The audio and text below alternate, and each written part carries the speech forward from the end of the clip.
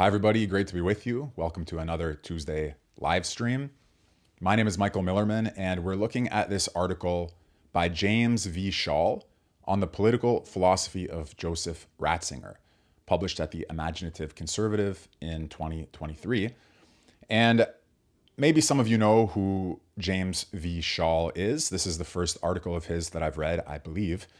And it's funny because I had his name come up just yesterday in another unrelated context. I have a student who studies with me at Millerman School, millermanschool.com, where I offer courses and private tutoring and so on.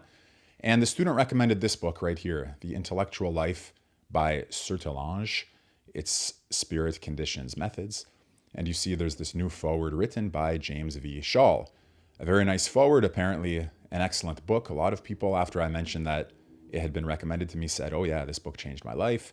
This book inspired me to become a better scholar, a better thinker, and so on. So I'm excited to be reading this. I just started. I can't really say too much about it yet, except for this connection that, again, the foreword is written by James Schall, and he's the author of the piece that we're going to cover as our main article in today's live stream. So thanks for being here. As usual, I love it when you're active in the chat and comments and all the rest of it. If there's something that you'd like to say, it's always nice to see the back and forth there. But without further ado, let's jump into it. Joseph Ratzinger was aware of the central event of modernity, namely the transferal of basic Christian categories from the transcendent order to the political order of this world. That looks like it's probably an excerpt, a line from the essay, so let's take it from the top. Like many classically trained German scholars, Joseph Ratzinger was learned in many spheres of knowledge. He displayed a considerable familiarity with those areas in which he did not directly specialize. One thinks of his knowledge of music, of his ability to play Mozart on the piano. He was always said to carry a Greek text of the Bible with him. He knew the historic and contemporary German thinkers. He was a member of one of the French learned academies. He was comfortable in several classical and modern languages. Ratzinger's great love, even after he was called to Rome, and his later elevation to the papacy, was to settle down to become a professor in a German university. His predecessor in the papacy, Karol Wojtyla, sorry for the pronunciation as usual, was likewise a brilliant philosophy professor. But unlike Ratzinger, he had not been a cleric or pope. Had he not been a cleric or pope, he might well have become an actor, the president of Poland, or both. Somewhat reluctantly, Ratzinger realized he was called to do something else besides German academia, but it would not be entirely wrong on reading what he wrote during his pontificate to argue that what he did was to become a German professor in the papacy. All right, so he was a great scholarly mind, and even though he didn't go into academia, but rather to the papacy, within the papacy, he served as its great German scholar. One of the principal tasks of the church is to teach the truth handed down to it and further deepen revelation through its light. Ignorance and error are not virtues, however prevalent they might be. Errors of mind are not neutral and need clearly to be identified and counteracted. Ratzinger's successor, Pope Francis, has downplayed or eschewed this aspect of the papal office. Although I'll pause for a minute. Again, this is written January 2023. I have seen in the news recently, not that I follow this closely, but it pops up from time to time, that Pope Francis has come out against certain woke left positions, maybe more so than people would have expected or more so than he had done in the past. Those of you who follow Catholic affairs more closely than I do may want to say something about that in the chat. But at any rate, Ratzinger's successor, Pope Francis, on the whole, has downplayed or eschewed this aspect of the papal office. Thus, writers who attend to Catholic intellectual tradition today habitually, for clarity and insight, return to the works of Joseph Ratzinger. And I've seen that, the Catholic friends of mine, whenever they're looking to recommend a contemporary Catholic philosopher, they recommend Ratzinger. Ratzinger wrote a number of books and essays, Truth and Tolerance, Christianity and the Crisis of Cultures, for example, that could properly be related to precisely political philosophy. Okay, guys, this is why we're reading the article, because one of the main themes of this channel is political philosophy, one of the main themes of the school, Millerman School's political philosophy. He would designate himself, however, as primarily a theologian. A good part of his theological work had to do with logos, with mind or reason.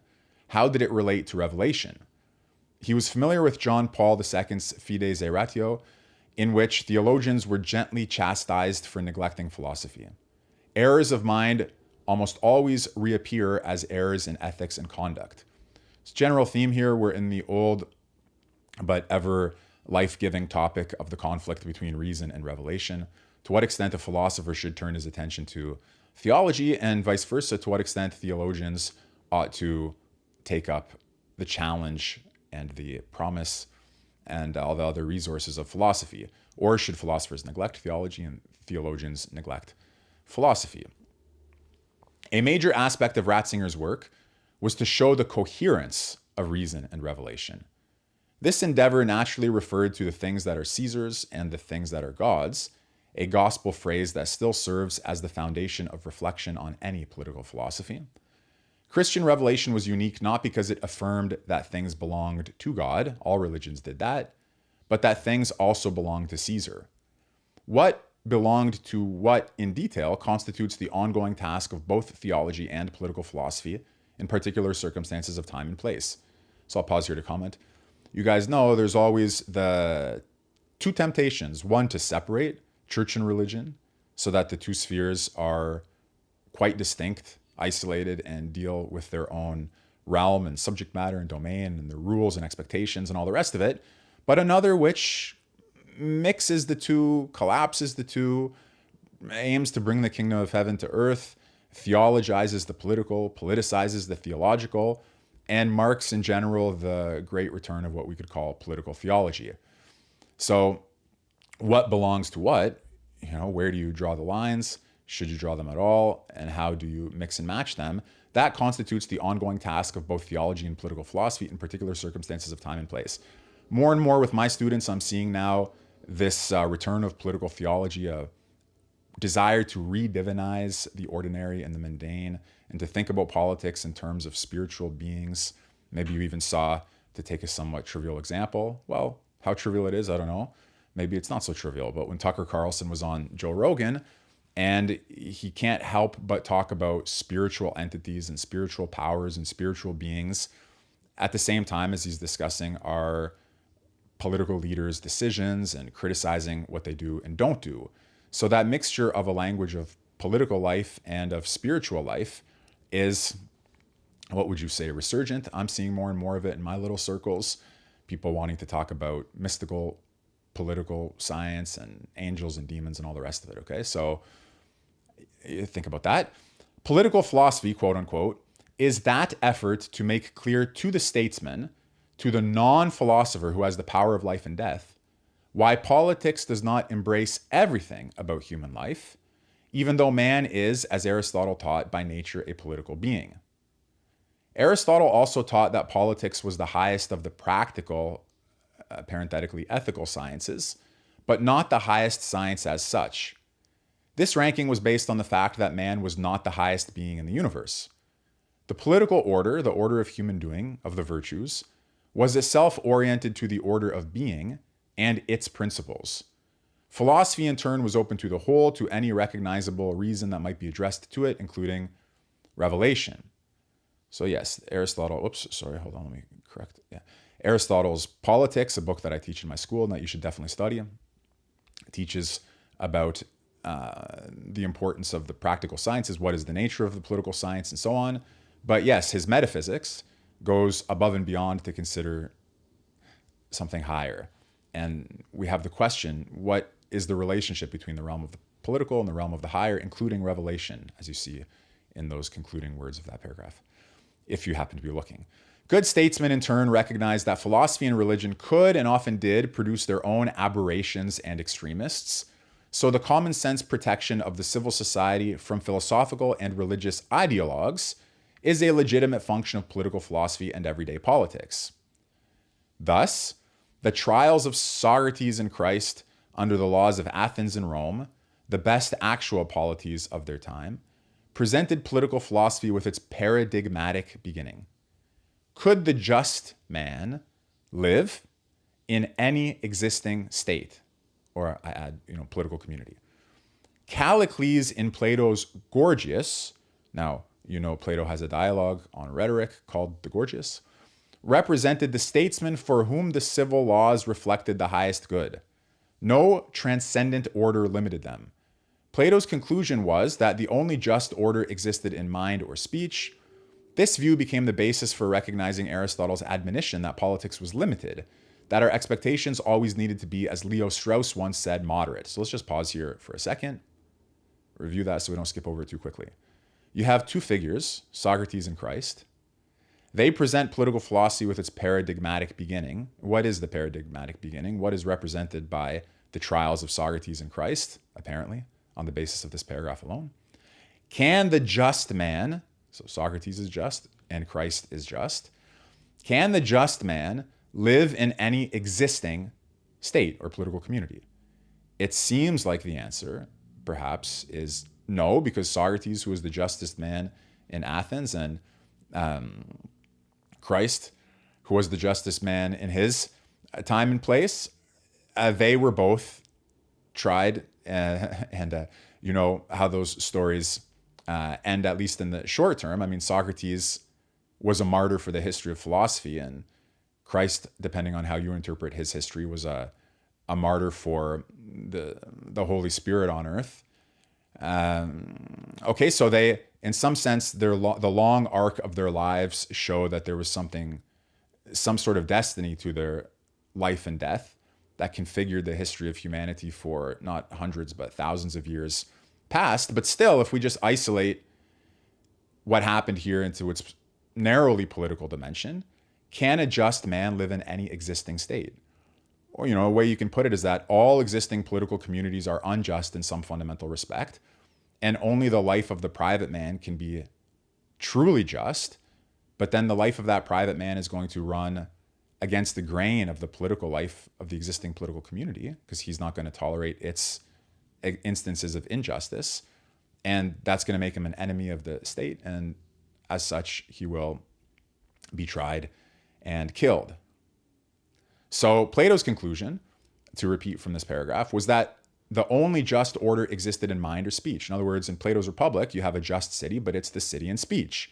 In Plato's Laws, you have a just city, but it too is a city in speech.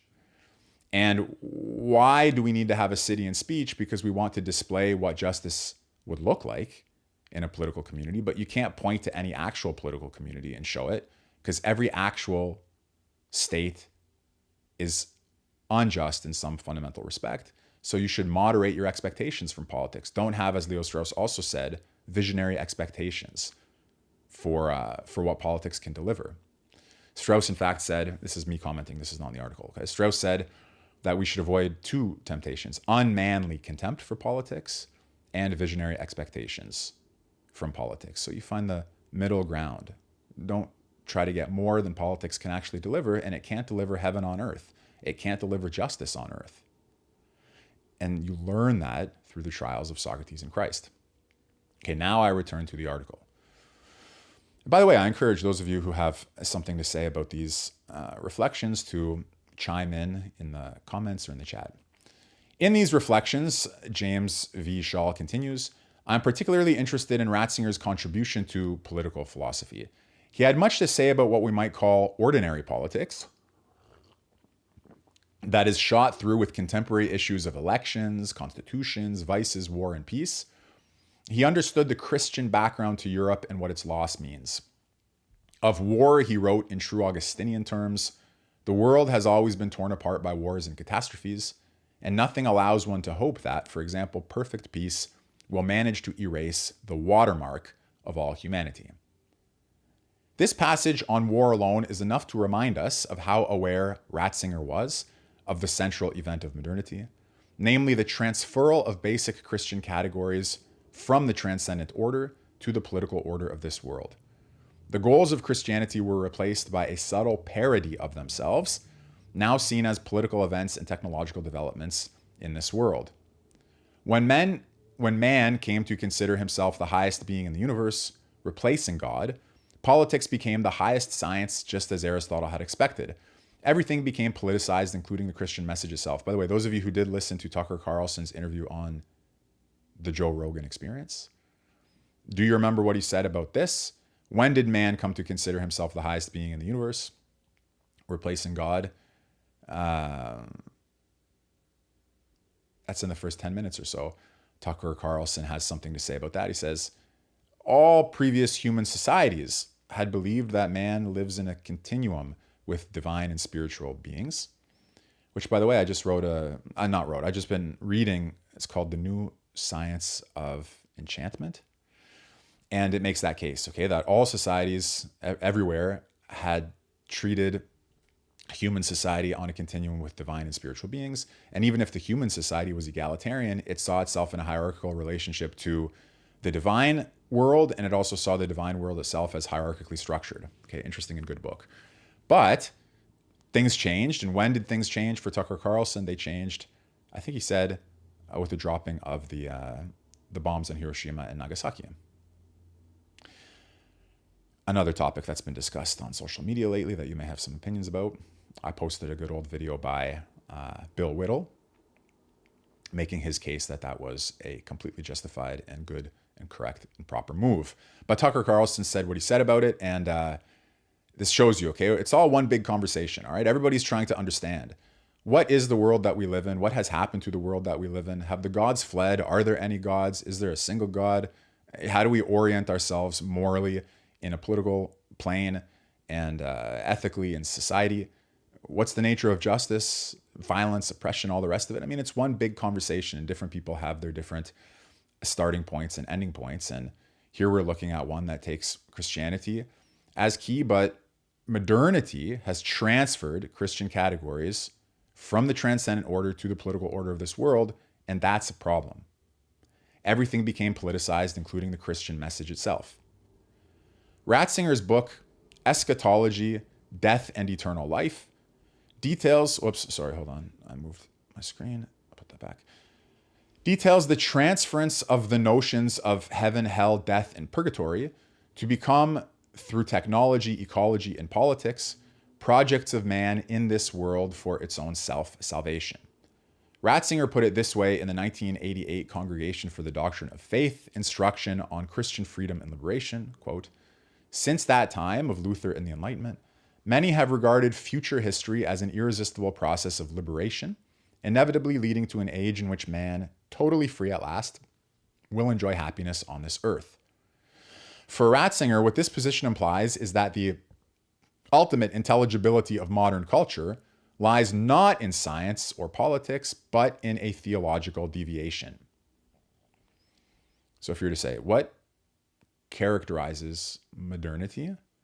Not the rise of modern science, not fundamentally the shifting sands of modern politics, but modernity has a theological constitution, and the fundamental move is a deviation. So modernity is like a fallen angel or something like that, okay? How, we might inquire, does this transformation work?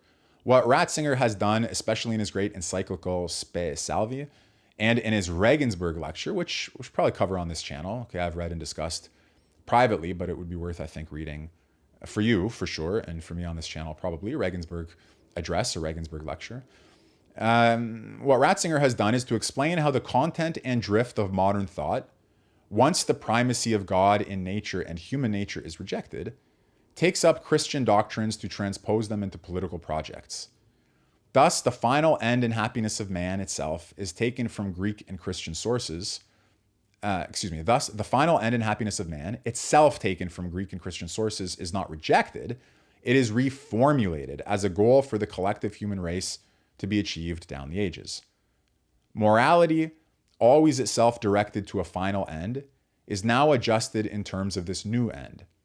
The Socratic principle on which our civilization was founded, according to James V. Schall, that is, it is never right to do wrong, becomes the quote-unquote right to do what is necessary to achieve our new goal. It is not everlasting life for each person, but life in this world. Okay, I think some of these themes should be familiar to you. The idea that we're no longer oriented towards an afterlife, but towards making this life better, more comfortable, or in some senses just putting all our expectations on what we can discover in this world through technological innovation and enterprise, a sort of pioneering frontier spirit, no longer focused on the well order of the soul and its safe transition to after death to heaven. Incidentally, I was discussing not long ago. Okay, I told you, I teach. Okay, I do private tutoring and other things, and students want to discuss different things at different times. But lately, there's been an interest in the loss of meaning, nihilism, disenchantment of the world, re-enchantment of the world, that kind of thing. So I picked up some books that I've been going through with some of my students. Modern books, usually I teach a lot of Plato, Aristotle, and so on, but have been reading, like I said, The New Science of the Enchanted Universe and so on, Mircea Eliade, History of Religion, and these other kinds of things. And anyway, I put out a message on my Twitter about what people think about this notion of a disenchanted world. Like, are we living in one? Do you believe in the enchanted world? Like, what do you think about spirits, demons, angels, entities? You know, does that factor in? And I guess I can ask you too. Do you think that's just some sort of metaphor? Is that like the way that old, outdated, ridiculous, primitive tribes think? Is that the nature of the world that we live in for real? How does that fit into your interpretation of things? And one of the answers was a book recommendation. So Mike Cernovich, you guys may know who that is if you're on social media. If you're not, don't worry about it. But he recommended this book called The Soul After Death by, I'll show you. Hold on a second. Some of you may know this too, because I know I have Orthodox Christians who watch this channel. So The Soul After Death, here we go, let me put this on screen for you. The Soul After Death is a comprehensive presentation of the 2,000-year-old experience of ancient Christianity regarding the existence of the other world, addressing contemporary after-death and out-of-body experiences, the teachings of traditional Oriental religions, and those of more recent occult societies. So I just finished that book not long ago, and the author, Seraphim Rose, he explains, as he looks at the contemporary occult literature and psychological literature of out-of-body experiences and after-death experiences, he compares them to the writings of the early church fathers and other holy men of the Orthodox tradition, and says, yes, they are describing something, but what they're describing is not what they think it is. It's not heaven. It's the lower spiritual boundaries of this world, and so on and so forth. So the goal in this Orthodox Christianity is to prepare your soul for the correct passage out of this life and into heaven. Described pretty lucidly and in nice detail with well-sourced materials in Seraphim Rose's book, The Soul After Death. But that's not obviously the case for people in our civilization today. Rather, we may not be focused on the soundness and safeness of our soul after death, but rather on life in this world. See, it is not everlasting life for each person, but life in this world. That is the goal of the modern man. Christianity maintains that every person is created by God for a supernatural purpose, which can only be attained after death, see the soul after death, as a result of how he lived or did not live midst the polities of this world. The four last things, heaven, hell, death, and purgatory, all relate to how individual lives are lived during their transitus in this world. What Ratzinger notes is that each of these goals now has a secularized version of itself. Okay, so again, we're in the world here of de-theologization, or theologizing politics through a secularized version of it, and so on. Heaven becomes the mission of mankind to keep itself in existence down the ages for as long as possible. We now hear of scientific efforts to abolish death, but as Ratzinger notes, the keeping of us alive in this world for hundreds and hundreds of years is itself a hell on earth. And with our ideologies, we have in effect created collectivized hell on earth, in which evils are eliminated by eliminating those thought to cause them. Purgatory, moreover, makes sense in the light of the nature of sin and the nature of our repentance. Okay, pause for a minute. We discussed this in an article not too long ago where we had the Fukuyama article, if you remember that, about human nature and biotechnological engineering and all that. But what do you think about this topic in general? Because I would say one version of it, I think, was, I didn't listen to the whole Tucker Carlson interview, but from some of the clips, he seemed to think that, I think I heard about AIs, like, kill it in its cradle or something like that. So anything that may call into question the integrity of the human soul should be nipped at the bud. And if the human soul is mortal, then scientific efforts, not the human soul is mortal, but if the human is mortal, and that's a necessary component of our soul's education, is passing through mortality here in this existence, scientific efforts to abolish death would be a kind of attack on the human soul. The body must die for the soul to live. Socrates said philosophy is learning to die. So, all right, then what do you make of scientific efforts to, you wouldn't want to say, would you, that we repudiate all scientific advancement that has been effective in restoring people to health, reducing their pain, shortening their sickness, enriching their quality of life? I don't think that's possible to do. Somebody may repudiate, but I don't think that's possible to do on a well-founded basis. And one day you're going to get sick, you're going to go to the hospital, you're going to need medication that works, or your loved one is going to get sick and go to the hospital. You're going to wish that they have medication that works.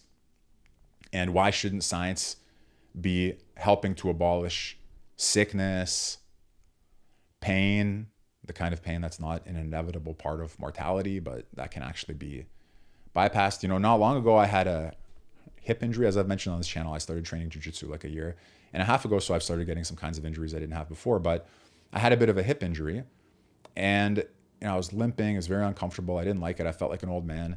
I thought, that's it. I'm never going to be able to, all those sorts of things. Okay, I was limping up the stairs feeling like an 80-year-old man. And then I got a shot, a cortisone injection, I think it was, for the hip bursitis.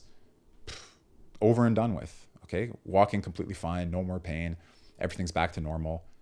Now, if there are scientific efforts to abolish illness, as I say, pain and injury and all of that, well, okay, death is a different matter.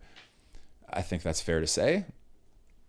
We're no longer just dealing with 1,000,000+1. By the time you get to death, there's something, you've sort of crossed the threshold here. But what do you think of this problem of scientific efforts to abolish death? Is that just a secularized version of heaven? And is that, maybe secularized versions of theological goals have helped to pull humanity into breakthrough discoveries that it wouldn't have been able to make if it really just kept its spiritual aspirations totally distinct from its political ones. Okay, another book that I've been reading, this is just making me think about it. It's a very nice book, okay, by Cornell West. In fact, you guys know who Cornell West is. He happens to be running for president at the moment. And the book is called, hold on, I want to show you this. All right. The Cornell West book is this, The American Evasion of Philosophy. A good book about the history of American pragmatism, culminating in Cornell West's own version of what he calls prophetic pragmatism. And it's an example of taking spiritual, religious, theological, specifically Christian aspirations into the domain of political and social change. Okay, if you'd like to know, over on my Substack, which is millermanschool.substack.com, I did just write about it here. See The American Evasion of Philosophy, Cornell West's good book about pragmatism. But the reason I want to mention it to you now is because it's an example through the study of the pragmatic tradition, and as I say, his own unique contribution to it, that shows you Christianity can be a source of social and political change. And, that wouldn't be the case if you fully separated your spiritual, religious, theological goals from your political, economic, social possibilities, potentials, programs, projects, and all the rest of it. So this is not a straightforward or easy to solve a problem. Just give me 1 second here. All right, we got off script. Let's go back to the article. Christianity, writes James V. Scholl, accepts the Greek notion of the immortality of the soul. It is aware that some judgment must be made on those responsible for crimes and evils. Plato had seen that the world would be created in injustice without some resolution of the unpunished crimes of actual human beings. But Ratzinger notes that the immortality of the soul is not sufficient to account for the personal nature of both crime and salvation. Ratzinger cites two Marxist philosophers, Theodor Adorno and Max Horkheimer. Both recognize that justice could not be really requited or rewarded without the resurrection of the body and the restoration of the whole person in this world. The Christian notion of the resurrection of the body, by the way, it's not just Christian, it's one of the, if I'm not mistaken, it's one of Maimonides' 13 articles of faith in the Orthodox Jewish world. But okay, the Christian notion of the resurrection of the body indicates a far deeper understanding of man than the notion of some inner worldly collective end inside time. As many have pointed out, making man's final end to be some perfect city down the ages means that most of mankind will be little more than slaves to this end. Most men will never see its supposed glory. Okay, you guys understand the point there, right? If mankind leads toward a world where men beat their swords into plowshares, some sort of golden age, well, what about all the people who lived before that golden age? Their life and death was sort of a suffering, not in vain, because they suffered on the way to mankind's quote-unquote supposed glory, but they never get to see it. They somehow don't get to participate in it. They got left behind by the brutal march of history. And that's distinct from the idea that they will be resurrected. And somehow the resurrection of the body, therefore, indicates, as James Scholl argues here, a far deeper understanding of man than the notion of some inner worldly collective end inside time. By the way, that book, The Soul After Death, when the author Seraphim Rose is arguing for the distinctly Christian view of the afterlife, he puts the emphasis, one of the places where he places the emphasis is on the resurrection of the body. He says these other non-Orthodox Christian teaching does not put the emphasis on the resurrection of the body, but Orthodox Christian teaching does. In his Regensburg address or Regensburg lecture, Ratzinger does one enormously important thing for political philosophy. He established the principle that allows us to see how the mortal life of men in existing cities is related to revelation. He establishes the fact that both in the Old and New Testaments, we find at work an intelligence, a logos, and intelligibility. What is asked of political life and philosophy itself, as I, James V. Shaw, writes, like to put it, is that they answer all the questions about their nature as best they can. In this process, they arrive at certain issues that they cannot seem to answer by themselves, though they can formulate the questions that perplex them. Questions that did arise in political living and in philosophy, ones that ended in an impasse, turned out to have intelligible answers in revelation as to the questions as asked. Let's try to follow this argument. Reason and revelation do not properly meet until reason itself formulates the questions to be answered. Thus, the lives and trials of both Socrates and Christ bring reason to the point that justice is not achieved in this world and that death is not the greatest evil. Philosophy at this point can see that the Christian answers to these issues are at least feasible. They cannot be simply rejected on the grounds of irrationality. So in other words, when you see that justice is not possible on earth in politics, it becomes feasible that justice is possible not on earth, not in politics, but in the world promised by Christianity. Joseph Ratzinger is a philosopher. He is primarily a theologian. When we read his careful 3-volume account of Jesus of Nazareth, we realize that he deals with all the arguments, scientific, literary, and otherwise, about why the Christian revelation cannot be true. He accounts for why these arguments cannot themselves be valid. He ends by affirming that when we've examined all the evidence, Jesus of Nazareth is who he said he was. This fact alone makes the world different. Looked at from the vantage point of political philosophy, the deaths of Socrates and Christ are the beginning of the discipline. They find their coherent ends in the need to reject the alternate this-worldly proposals for human existence that populate the modern mind. All right, so that was, you see, republished with gracious permission from Crisis Magazine. So I always like to give credit where it's due. You should check out crisismagazine.com. And I read this from the Imaginative Conservative. That's the imaginativeconservative.org, theimaginative.conservative.org. Okay, it was James V. Shaw, as I said at the beginning, in case you weren't here. His name came up for me recently because I had a student of mine recommend this book, The Intellectual Life by Sertelange. And it's written with a foreword here by James V. Shaw, as you can see at the bottom. Nice foreword. So, okay, I'm learning a little bit about this Catholic intellectual, James V. Shaw, and we just read his piece on Ratzinger's political philosophy. which hopefully you found interesting. I'm going to go over to the chat comments here in a second. But you could say, so what is the political philosophy of Ratzinger at bottom here? Number one, modernity has secularized the theological hopes, and that's a mistake. Number two, the life and death of Socrates and Christ show us the limitations of justice in the political community. And number three, the limitations of justice in the political community open out onto the promise of Christian salvation. Or at least they show, or philosophy can show, that the Christian answers to these issues, the issue of the extent to which a political community can be just and so on, that the Christian answers to those issues are at least feasible and not simply irrational. All right, so this is justification for the rationality of the Christian faith on the basis of the problem posed by the life and death of Socrates and Jesus. And there you go. There are some other places to look. If you found that interesting, you could pick up Ratzinger's Regensburg lecture or Regensburg address. And you've also saw here mentioned, you also saw that Leo Strauss was mentioned, who wrote about reason and revelation, Jerusalem and Athens, and is clearly an extremely important. Oh, sorry, I thought I had this on screen. I was highlighting phrases for you. Sorry about that. Well, okay, there you go. All right, so that's this article. Now let me go over. I had a few others queued up just to see whether we have enough time to go over everything. Let's pop into the chat first.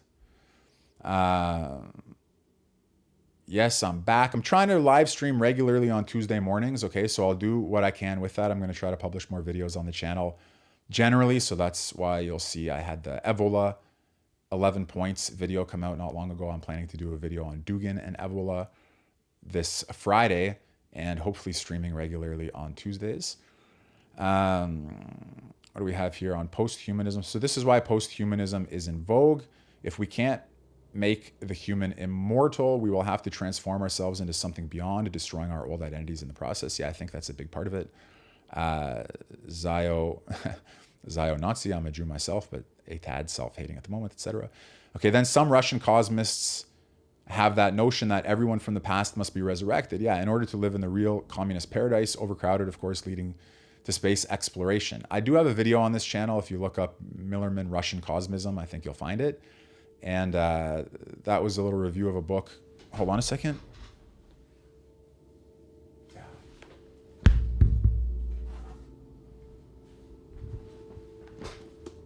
This book right here, The Russian Cosmists, The Esoteric Futurism of Nikolai Fyodorov and His Followers. Nice book, recommended reading. You'll see another version of a futuristic Christian resurrection of the dead model of spirituality and science and technology. Good book, recommended reading. Okay, I think I've covered it to some extent on this channel before. Let me just put that back, hold on.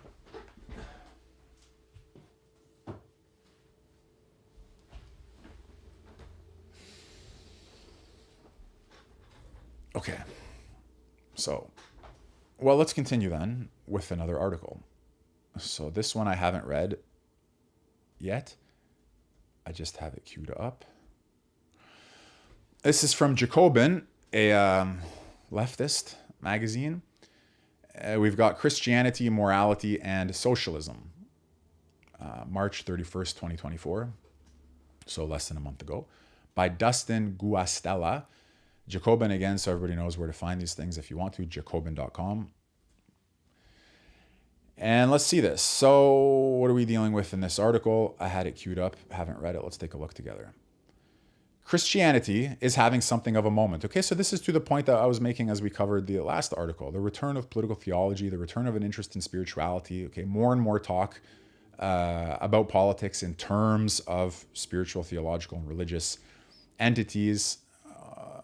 All of that. Christianity is having something of a moment. Since around 2020, a fascination with liturgical Christianity, and specifically Catholicism, has bubbled up in a small corner of the intellectual world.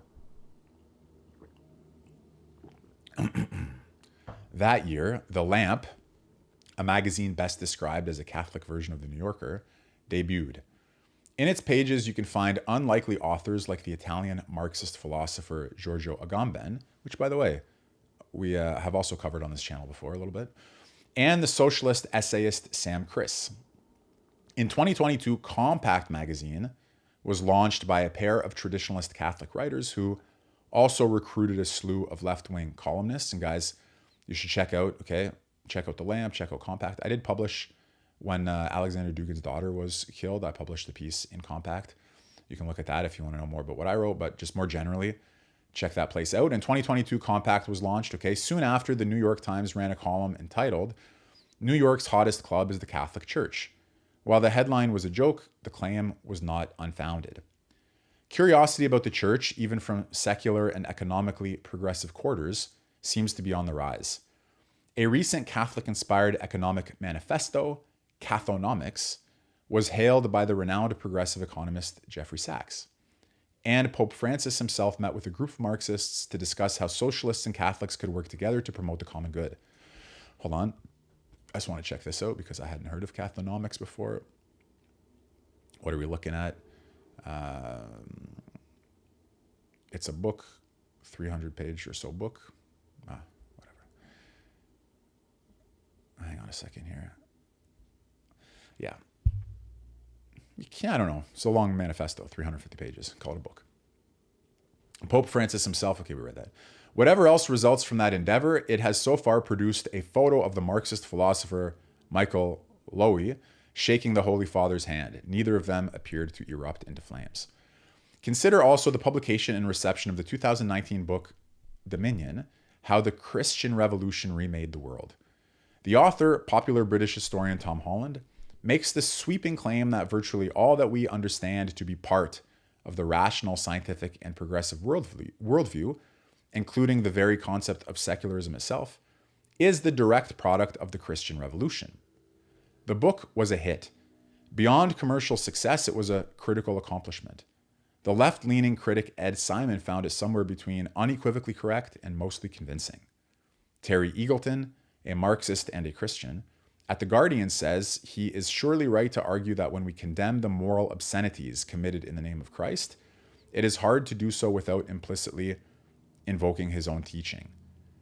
Even The New Yorker, the eminence grise of American liberalism, praised the book.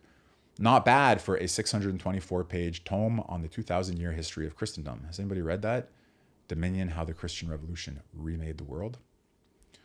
What explains this, albeit modest, interest in Christianity? And why now? Well, for intellectuals of the left, as Holland notes, Christian influence, interest, and inspiration is not new. Repeatedly, he insists, the communism practiced by the earliest church had served radicals as their inspiration. Keep in mind what I said earlier, guys, about Cornell West's prophetic pragmatism in that book, The American Evasion of Philosophy. Okay, it's also the piece. He identifies as a left Christian and so on. It's true that early socialists were not shy about proclaiming their godly inspiration. The levelers, the diggers, the sans-culottes, the Saint-Simonians, certain Owenite and Fourierist communities, etc. Even though modern socialists disavowed the church, even the godfathers of Marxism acknowledged their shared Christian past as inspiration. Karl Marx and Friedrich Engels both reckoned that Christian thought marked an ideological stage of growth for humanity.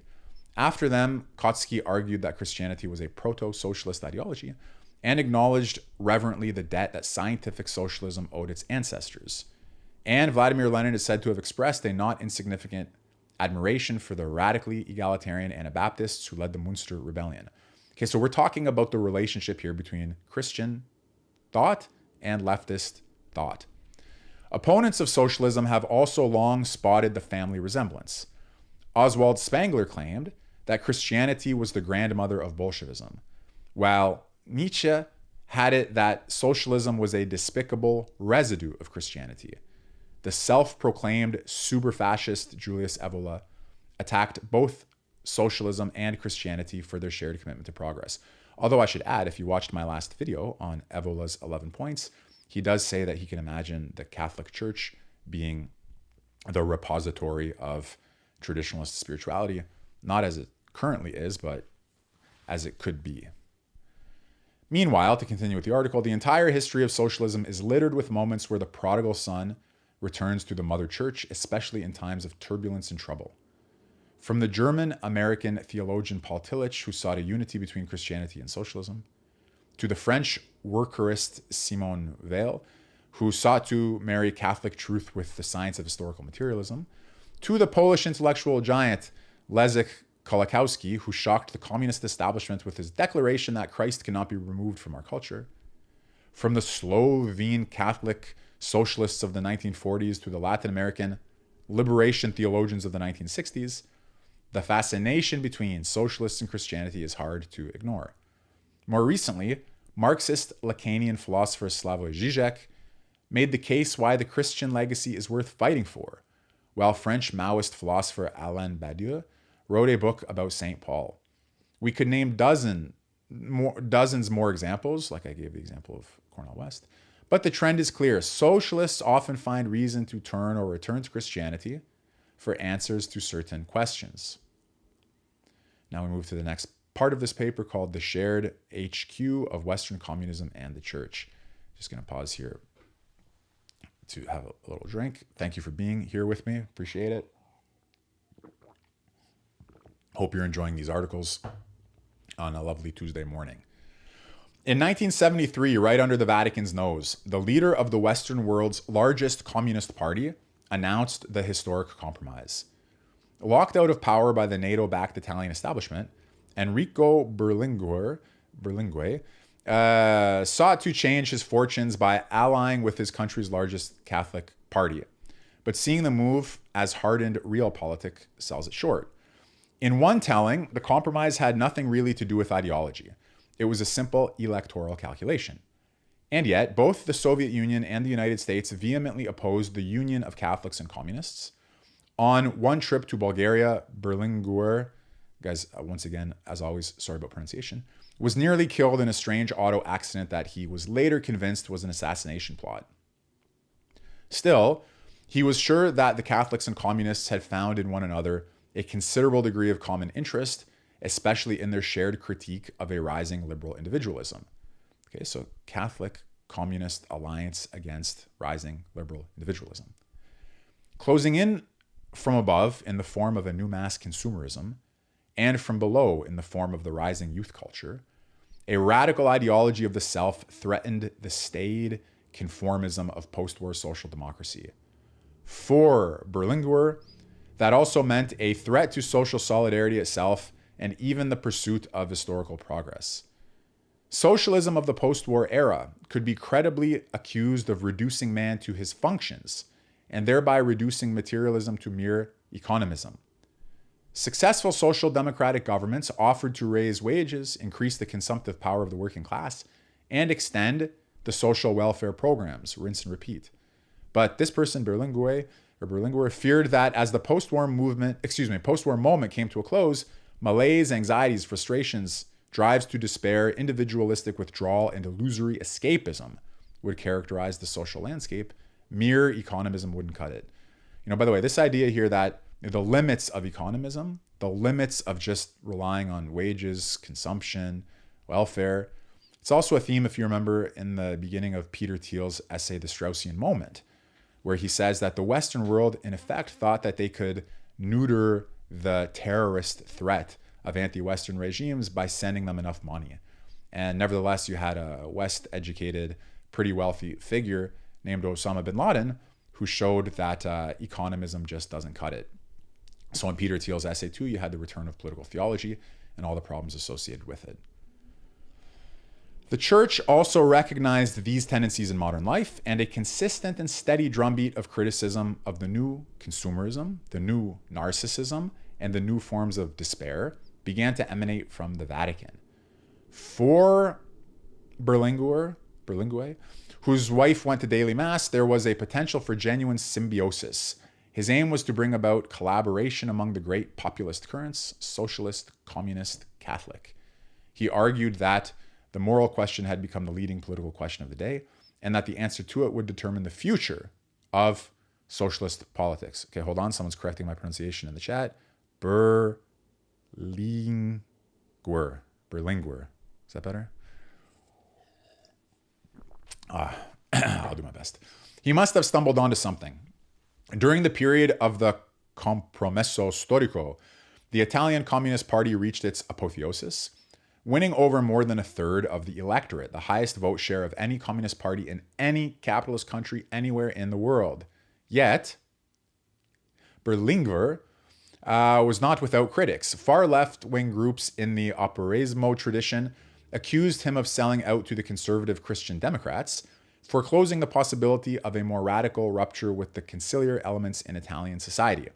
Among the most famous inspiration for these critics was Mario Tronti, who, in a remarkable irony, later declared himself a Ratzingerian Marxist.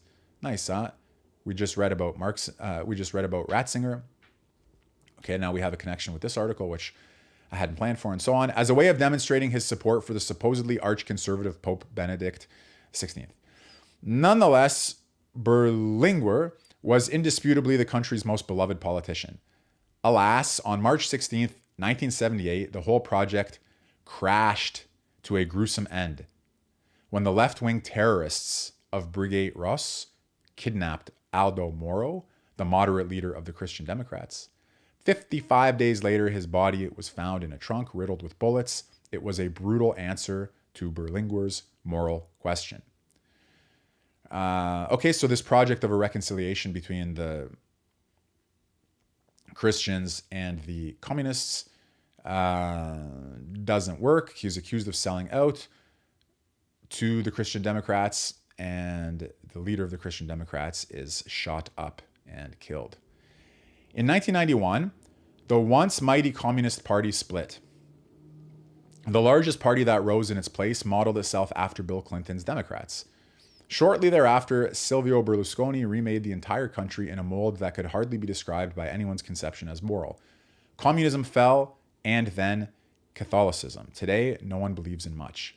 I wonder, is anybody here in the chat from living in Italy, from Italy, following Italian politics, wants to comment on the... again, I'd always like to hear what you think, especially if you know, as many of you do, more about the details of these peoples and places than I do, even though I enjoy reading these articles with you. So what's going on in Italy today? I mean, I know you had the rise of the populist... Wasn't there a left-right kind of coalition, in a populist left-right coalition in Italy? How much does that look like the Catholic Communist coalition that was proposed here, against the globalists or against the neoliberals? Okay, hold on a second. Let me go back. So the rise and fall of the militant left. The Berlinger moment was probably the last significant encounter between socialism and Christianity. Since then, Since then, a few isolated intellectuals have probed the moral questions that bind the two traditions, but not much has come of it. I was just thinking, the Cornell West book I told you about earlier was 1989. That's when that was published. Okay, he's probably published since then. But that particular book, with its emphasis on the Christian potential of prophetic pragmatism, was 1989. And here we are in this story up around 1991 now. So let's see. In hindsight, it seems obvious that the wave of millennial socialism should have risen when it did. In the wake of a great global recession, amid inconceivable levels of inequality and obscene scenes of poverty and squalor, socialism was resurrected, quite literally, from the grave. From Syriza to Podemos, from Bernie Sanders to Jeremy Corbyn, from Lula to AMLO, young socialists popped up everywhere. Why? Because those in the socialist tradition still provide compelling answers. By the way, you guys know about these protests at Columbia. I think they were cleared out overnight by the police. Maybe not, but you had these Gaza protesters at Columbia University. And who was with them a day or two ago? Maybe 2 or 3 days ago now?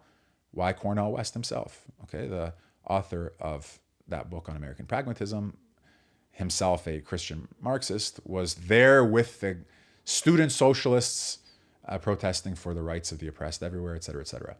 Okay, so those in the socialist tradition still provide compelling answers, some think. The basic case for socialism remains sound.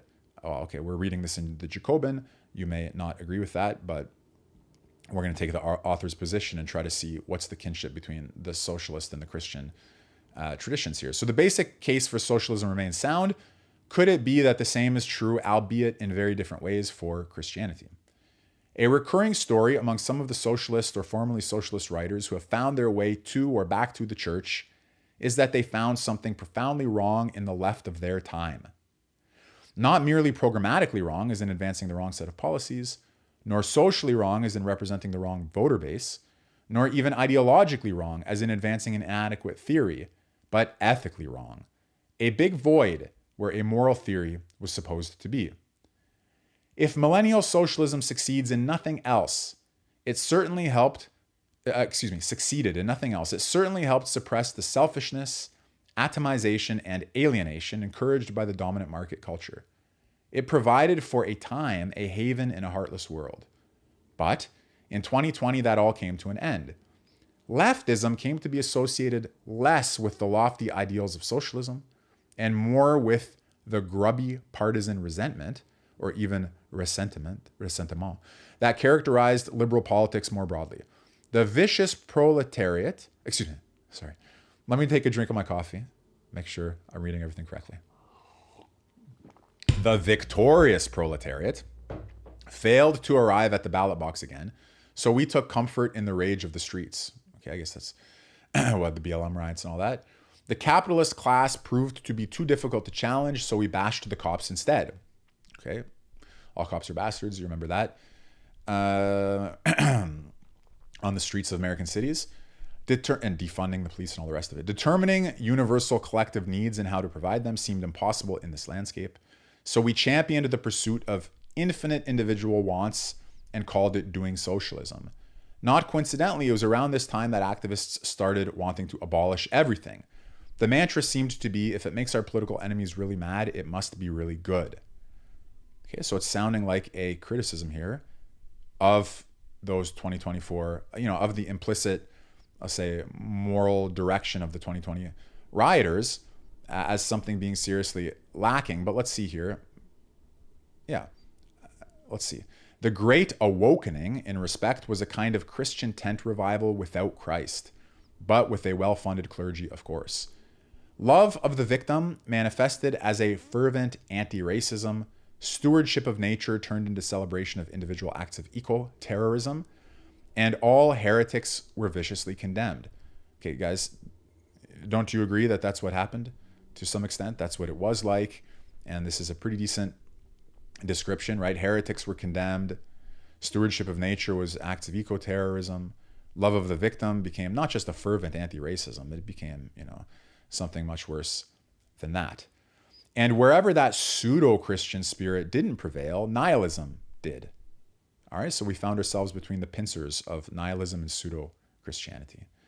Wendy Brown, the UPS Foundation professor at the Institute for Advanced Study, her actual title, even made the positive case for a Weberian nihilism in a series of lectures in 2023. Thus, a hopeful socialism of the 2010s was replaced by the baleful doomerism of the 2020s. But with the isolation of lockdown, right, came the opportunity for reflection and reconsideration. A number of big questions had been shuffled aside during the late 2010s for the sake of practical expediency. We have an election to win. Or in the name of political comity, we have to keep the coalition together. Or to keep social peace. It's not worth raising that. But once Donald Trump had finally left office, these questions came roaring back. In the maddening atmosphere of the racial reckoning, isolated in COVID lockdowns, amid the deadening of political hope, and the wrathful return of the culture wars, millennial socialism appeared inadequate. Could a morally neutral egalitarianism really satisfy in this political moment? Is egalitarianism even morally neutral? Now we have this next section coming up called The Future is Moral. Give me one moment here. Again, we're reading, let me just make sure we don't lose our spot. We're reading from Jacobin.com, this article called Christianity, Morality and Socialism by Dustin Guastella. We're going to continue in just a minute. Let me have a drink of my water, coffee. I'll put the chat up here on screen, although I guess you guys can all see it anyway. But okay, I'll put it up. Whoops. So it looks like commenting on Cornell West that he's a total clown now. I got to say, I thought his book was good. Then again, it's written 1989. American evasion of philosophy. Some more comments on the situation in Italy, Albania, Berlusconi, Ebola. Yeah, one of the things about right-wing anti-liberalism generally is anti-economistic. They don't want to reduce the study of social and political affairs to the markets, money, and number. Okay, so René Guénon, The Reign of Quantity and the Sign of the Times. Economism is about the reign of quantity, how much of everything. Whereas that's not the case for the traditionalists. They put their attention on quality, the quality of the people, the quality of the soul, the quality of the character, the quality of the spirit, and all the rest of it. All right, let's go back to the article. The future is moral. Today, many of those who identify as leftists take pride in being excised of bourgeois morality, sentimentality, and prudishness. But as Berlinger might warn, we replace bourgeois morality with amorality at our own peril. On any number of important questions pertaining to the family, faith, work, discipline, education, etc., some radical now responds, who needs it? This may be a politically incorrect answer, but it's not a dishonest one. Any socialist confronted with genuine moral questions is forced to confront the paradox. Socialism, the most moral of causes, seems to lack a coherent moral theory all its own. Historically, in Christian Europe and Latin America, it was easy to avoid this problem. Whenever moral questions became political questions, socialists simply retreated to popular Christian positions, as in Kautsky's defense of the family or Lenin's admonition of prostitution. There was no specifically Marxist defense for these supposedly backward stances, but the hegemony of Christian morality made them almost unthinkingly reasonable. Contemporary socialists have no such recourse. Instead, in the wake of the norm-smashing New Left, we typically default to a liberal morality, the live and let live attitude that says it's none of my business how any particular person lives their life, as long as it doesn't interfere with my ability to do the same. Okay, that's interesting, right? You see that? What's the default position when you, how did he put it here? What's the default position when you have to have recourse to some moral fallback? Well, in Christian Europe and Latin America, it was Christianity. Now it is a liberal morality, and that liberal morality seems itself not to have any moral guidelines. As he puts it, this retreat to liberalism is morally bankrupt and politically barren. Is it possible to advance a vision of the good society without a stable conception of what it means to live a good life? Moral questions are inextricably bound up with political and economic ones. I want to say something about that very quickly because I have been teaching Plato's Laws. Okay, I always mention it. Whoops. I try to mention Plato's Laws pretty often. I recommend that those of you who have the... Oh, it's in the other room. But I've been teaching Plato's Laws, and there's so much in that book that is on point with everything that we discuss on this channel and everything that you may find interesting about politics, theology, economics, morality, and all of that. But one of the points that the legislator makes, the Athenian stranger makes in the Laws about morality and politics, where does economics come in? He says, excessive wealth and excessive poverty are both destructive of political community. Therefore, a legislator whose task it is to legislate well for a political community must institute not only a safety net, as it were, a floor beneath which you can't go. You can't pass lower than your initial allocation of wealth, so to speak, but also a ceiling. You don't have this infinite multiplication of your wealth because, according to the teaching of the Laws, which isn't just stipulated but argued for, excessive wealth as well as excessive poverty are destructive of political community. And political community is the repository of morality ensured by law. So in other words, moral questions are inextricably bound up with political and economic ones, okay? Morality is bound up with the political question of law and who rules and all the rest of it, and with the economic questions of what's the role of money in society, how much do you reward or punish excessive acquisition, And do you have a social safety net? All the rest of it. So yes, this is right. It's attested to in the great works of political philosophy, if it's not on the face of it self-evident. Searching for a surer moral footing upon which to launch a socialist political program has again raised the specter of Christian ethics. I also want to tell you, hold on, just before we continue. I have another article queued up from First Things, a great magazine. Okay, I had the privilege of publishing on Dugin there. You should take a look at that too. And First Things, one of their leading articles, I think in the current issue, is Christian national. Looking at Christianity and politics, but from the point of view of the threat of white Christian nationalism. So it's interesting. All of these topics are pointing to certain phenomena, trying to understand them with a slightly different emphasis. So here we have the resurgence of Christianity in socialist circles. In that other article, we have the resurgence of Christianity in, quote unquote, white nationalist circles. And it gives us really something to think about, something to think through, something to try to make good sense of. So back to the article. Consider the revival of interest in Alistair MacIntyre's work.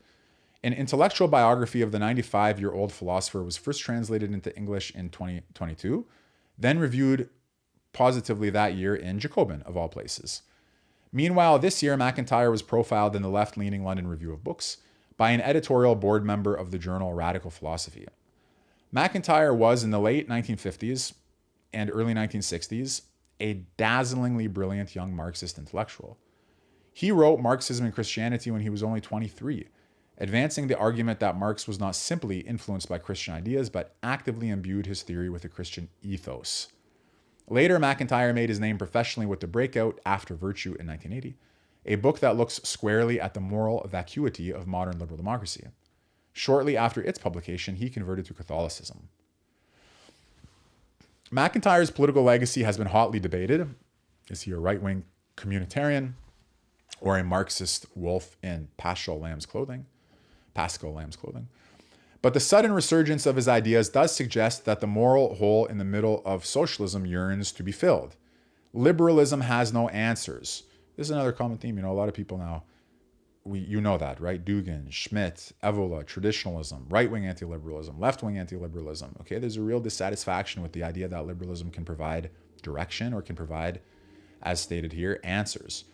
To the question, what is best for me to do as an individual, it offers nothing.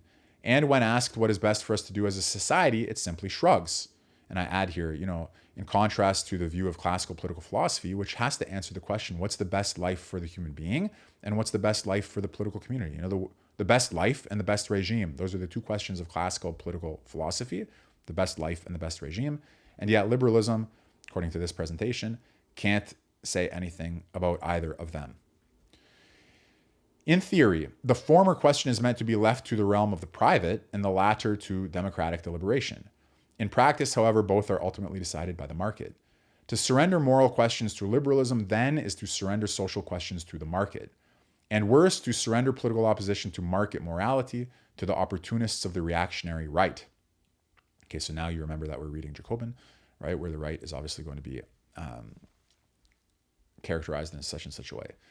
Whether socialism can survive without its bedrock Christian assumptions remains to be seen. And I'd like to know, those of you who are watching and listening, what do you think? Can socialism survive without its bedrock Christian assumptions or not? But it certainly cannot survive without the working class. And working class rejection of libertarian responses to crime, social normlessness, drugs, and more has been a stable feature of left-wing political atrophy. In the coming period, socialists will again and again be forced to confront moral questions as social questions. The push for the legalization of more drugs will expand. The state of Oregon at first said yes, then said no. Sports betting and other forms of digital gambling continue their spread. Next up is whether capitalist societies will liberalize assisted suicide, an option that will surely be taken up by the poor, the disabled, the lonely, the economically redundant. What do socialists say? Is it a good society that allows the consequences of its madness to be killed off consensually? Does it make one a good person to advocate for it? Until and unless the left can develop a consistent moral theory of its own, Christianity will continue to have something useful to say about the biggest social questions that confront modern society, maybe it's worth listening. And here you go, the contributor we just read, Dustin Guastella, Director of Operations for Teamsters Local 623 in Philadelphia. So a nice article there. Truly worth considering the relationship between the left and Christianity, and does the left have any recourse to a suitable moral theory? Looks like the answer is no, and maybe it should go back to defaulting to Christianity, which has something useful to say about the biggest social questions that confront modern society.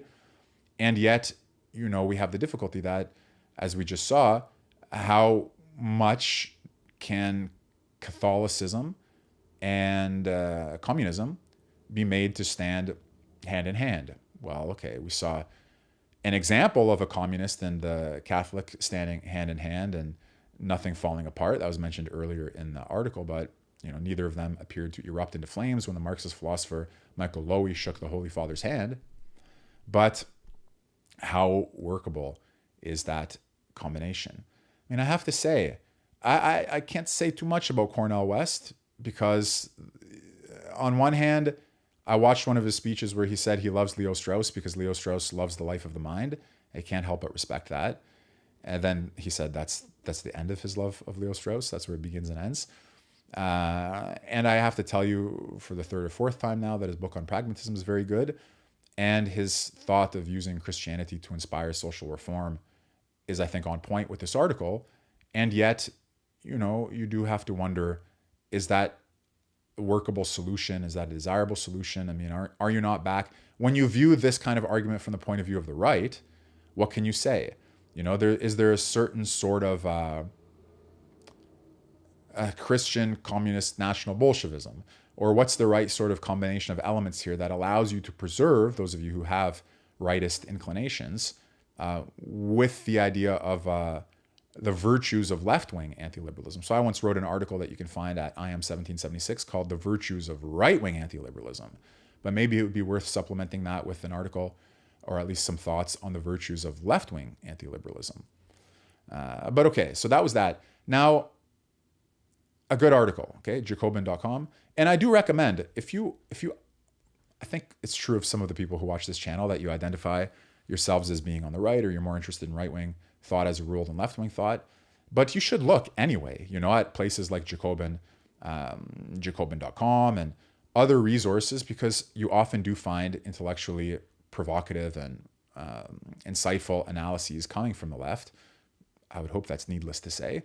And so you shouldn't ignore what they're writing or what they're thinking when they have something valuable to contribute to your understanding of basic social and political phenomena.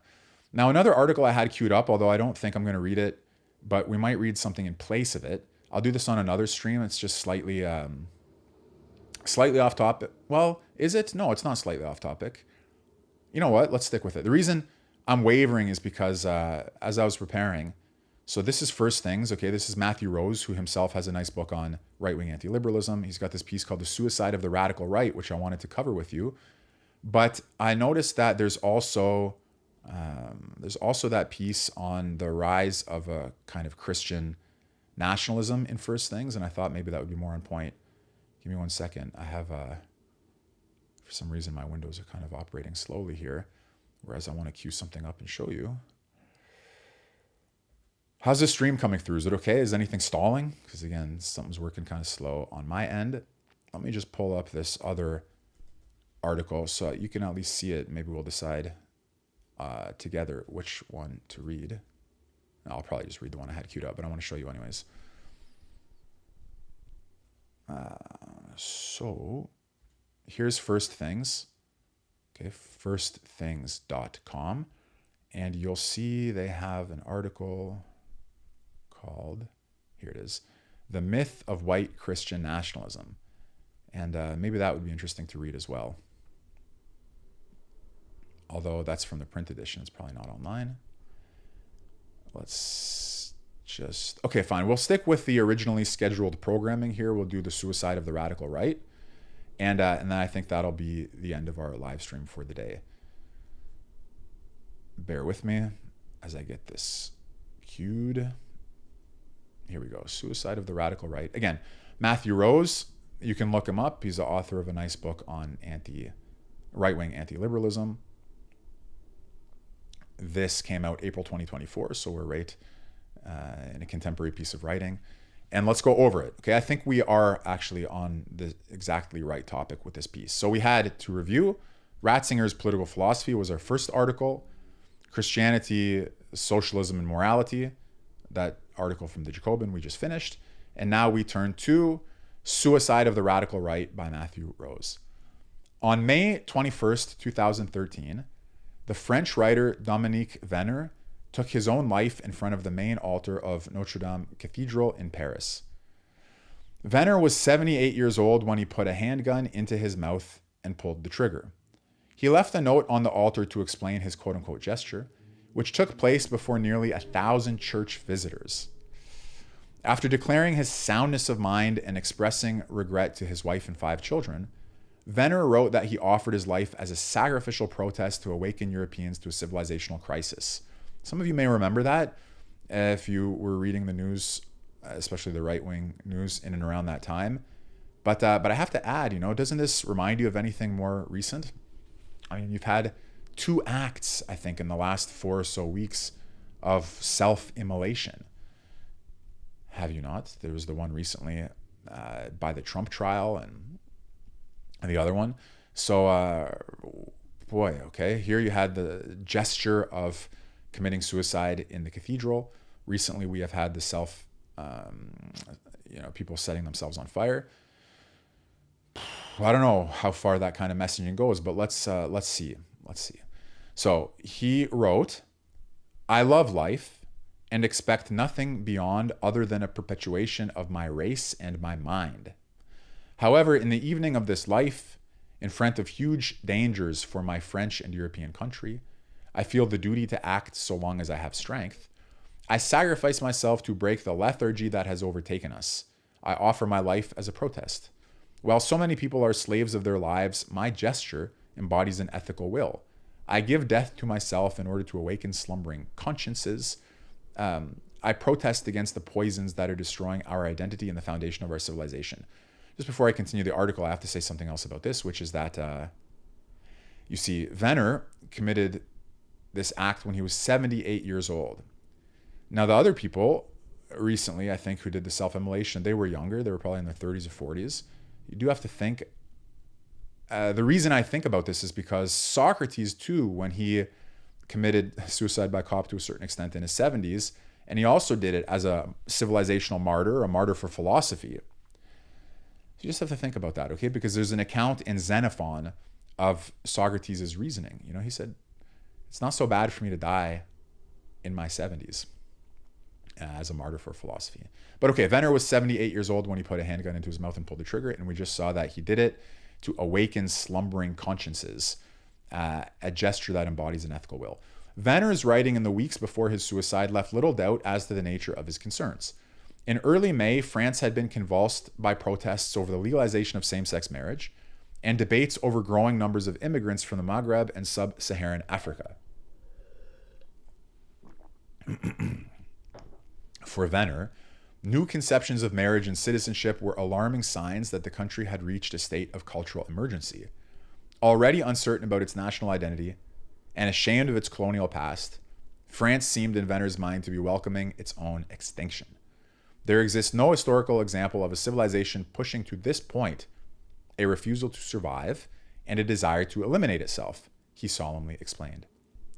Although several media reports described him as a conservative and a Catholic, Venner was in fact neither.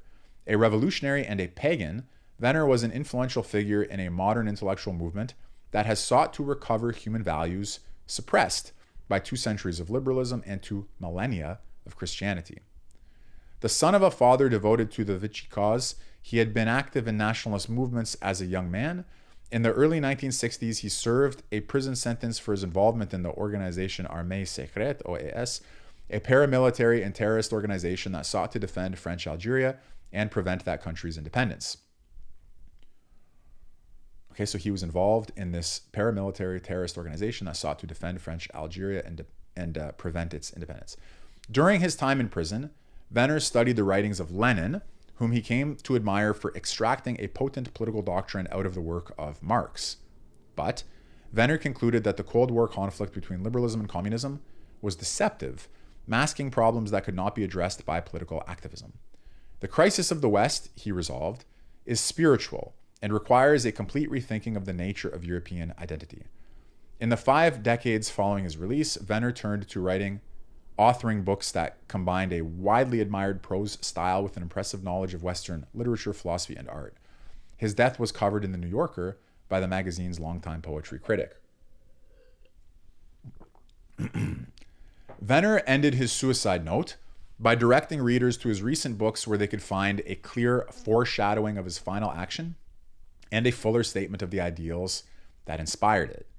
In a book published in 2011, he had reflected at length on what he called the tradition of voluntary death. He lamented the degrading influence of a morality that valued bodily life and comfort as the highest goods. And he extolled the suicides of historical figures, such as the Roman aristocrat Cato, for upholding the ideal that it is better to end one's life than to compromise with decadence or dishonor. By the way, you can see some dispute about suicide in Plato's dialogue as well, called the Phaedo, where Socrates is, on the day of his death, discussing with his friends about the immortality of the soul and all the rest of it. Venner's voice from beyond the grave attempted to explain the difference between his death and the suicide of France.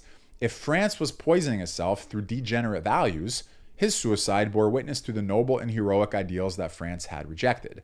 And to understand them, he wrote, one must understand the vision of human life to which his action offered testimony.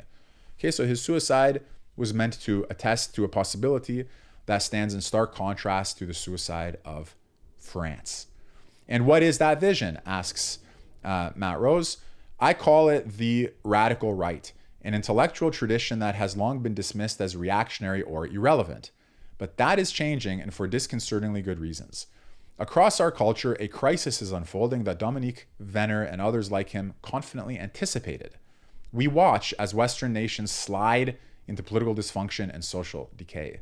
We witness falling life expectancies, declining rates of marriage and religious practice, a swelling pandemic of loneliness, mass confusion around the nature and ideals of manhood, the collapse of cultural and historical literacy, an erosion of trust in institutions, and signs of a new multipolar global order rising to challenge the West's hegemony.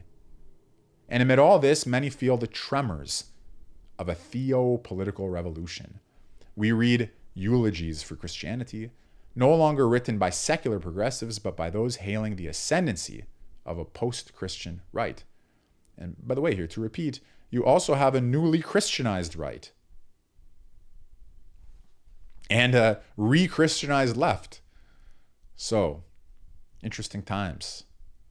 The choices we face in confronting this dangerous moment are as much spiritual as political. Understanding them will require us to broaden our social imagination, expand our historical horizons, and venture beyond the well-guarded boundaries of public life.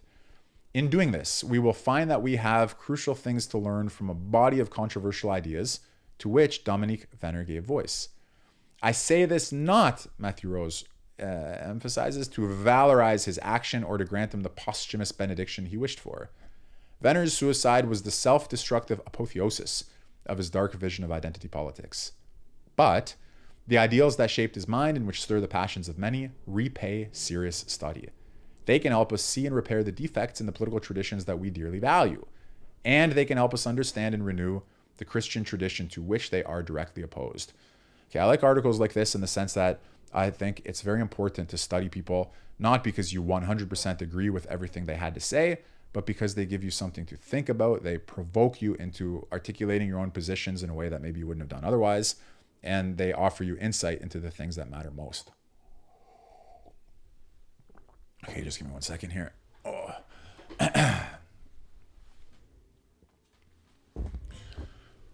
So, continuing now. The radical right emerged in the decade before the Second World War and came to define itself in opposition. By the way, I should say here, many of the authors that I teach at millermanschool.com are members of the radical or anti-liberal right.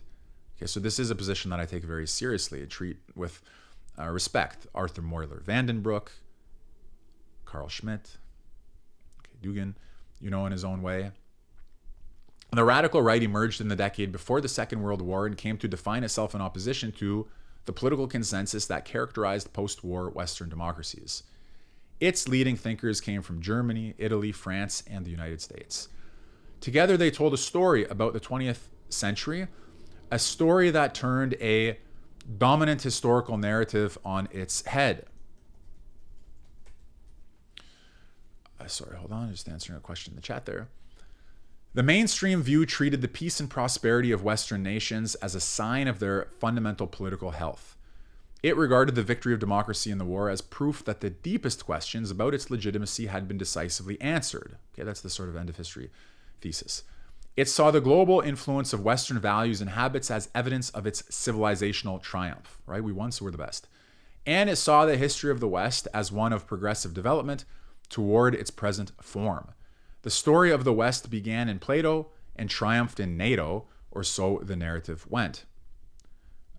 Guys, I'm just going to drop the link to this article in the chat as well, so there's no confusion exactly where we're taking this from. The radical right, so from Plato to NATO. Central to this story was a belief.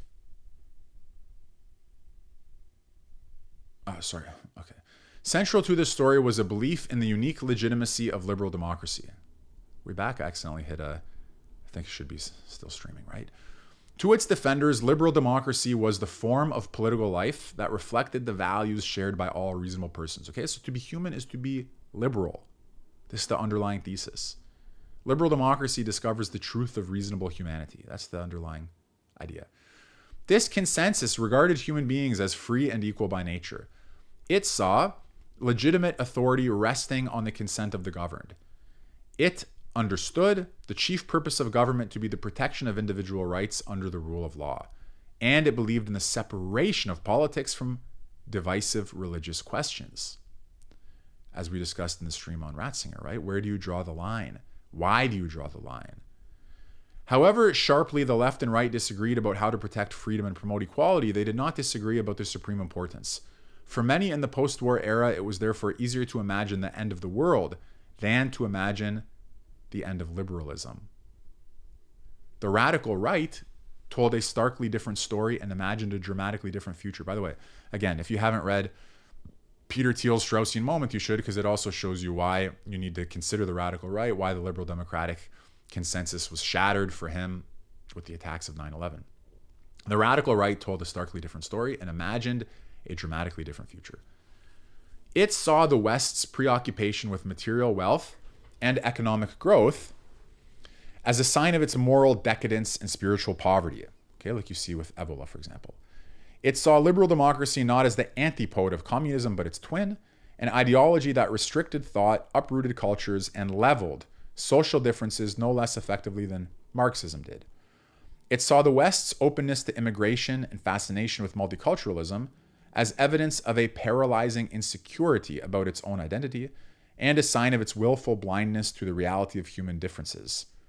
The history of the West was a proverbial tale of moral decline, in which the virile virtues needed to build a civilization were slowly corrupted by luxury and complacency. For the radical right, then, it was not impossible to imagine a world after liberalism. It was necessary. The thinkers who told this story in the decades after World War II play a double role in our intellectual life. When they're not simply ignored, their ideas are alleged to be not only self-evidently wrong, but also uniquely dangerous. Okay, this is very important. Okay, the thinkers of the radical right, when they're not simply ignored, which is the first thing that happens, their ideas are alleged to be not only self-evidently wrong, meaning nobody has to think them through, but also uniquely dangerous, meaning you should probably be punished for even raising them. Both fundamentally alien to our core values and also insidiously threatening to them. A common view therefore holds that they give voice to prejudices that should be severely proscribed, rather than human possibilities that should be critically examined. If this approach was prudent in an earlier time, I believe it no longer is, and here I have to say I couldn't agree more with Matthew Rose. I think he's spot on here. Today it works not to protect our highest ideals, but to deprive us of access to them. We are imperiled by hubris, naivety, and stale thinking, not the return of fascism. It's quite nice to see somebody say that so openly, so clearly, with such conviction, and to be right about it. In a 2005 book, Dominique Vanner argued that the greatest danger confronting Europe is not political or military in nature. It is the danger of amnesia. Western peoples have forgotten who they are and who they once were. As Venner imagined it, the world is teeming with people who are certain of their group identities, proud of their distinctiveness, and zealous to defend and transmit their traditions. The nations of the West, however, have become the exception. Not only are they estranged from a past that they can scarcely remember, they're demoralized to an almost pathological degree. Boy, isn't that the sad truth? They celebrate other cultures as superior to their own, they judge their own history by standards applied to no others, and they allow their values to be wielded cynically against them. As Venner wrote, Western nations have a bias against themselves, preferring other communities above their own. Venner therefore undertook to recall Europeans to their lost identity. He began by noting that Europeans are no different from other peoples. They have an identity that is unique to them, a collective character that subtly but unmistakably imprints itself on every aspect of their lives. This identity cannot be discovered in human DNA or indeed in anything biological. Identity is revealed in culture, in that sphere of activity by which human beings struggle to raise themselves above the pressures of animal and material life. The distinctive character of that struggle inspires and shapes everything that a culture does. It is the soul of its art, language, music, architecture, religion, politics, games, cuisine, and folkways. Cultural forms and styles change over time, Venner argued, but their inner spirit always remains one and the same. From the cave paintings of prehistoric Europe to the poems of Homer, from Roman philosophers to the literature of medieval chivalry, from Renaissance visions of empire up until today, Venner found a single spiritual thread, a cultural bloodline, linking Western Europe across a span of 30,000 years. His argument borrowed from a major figure in the radical right, the Italian philosopher Julius Evola, whom we just discussed on this channel recently. Evola claimed to have discovered the permanent principles of all human societies by peering into the unrecorded realms of human prehistory. Inspired by Evola's speculative histories, Venner claimed to have discovered the primal origin of Western culture. He called it tradition, a term he described in almost theological ways. Tradition is the invisible wellspring of Western culture, the generative source of all it is and does. Tradition is that in which Europeans live and move and have their being. It is the deepest core of their identity, providing the permanent truths that find expression in Western art, thought, and life. As Venner explained it, tradition exerts a metaphysical influence, functioning as the collective soul that disposes Western people to experience reality in a unique way. Sight, sensation, speech, imagination, desire, reasoning. For Venner, every human faculty is inwardly shaped by tradition. As a vision of human identity, Venner's was profoundly illiberal, continues Matthew Rose in this article at firstthings.com. At root, we are custodians, not creators, inheritors, not choosers, and cultures make us fundamentally different, not alike. We exist not only through genealogies we have not chosen and under obligations we cannot renounce. We exist as bearers of a collective identity that binds us indissolubly to those who are like us and separates us forever from those who are different. Those of you who happen to be Jewish have been celebrating a ritual holiday called Passover, which puts its emphasis on the kind of collective story of the Jewish community. And all peoples and nations have their collective stories, and this is what Venner is talking about, that is part of European identity, this being a bearer of a collective identity that binds you indissolubly to those who are like you, and so on. Europeans can respect other cultures. Venner wrote of his own admiration for Japanese tradition, for instance, but in no civilization, he argued, can cultural outsiders truly share a common life with cultural insiders, and it is foolish or worse to attempt to confect a multicultural society. However, tradition can be forgotten or betrayed, and the consequences are shattering for human identity.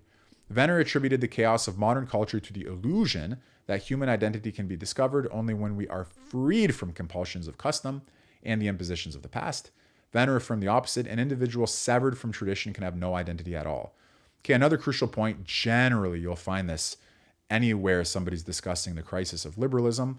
You know, Peter Thiel's article has something about the indefinable individual X that underlies all human community and that can be ascribed certain rights, but that otherwise does not have a firm identity.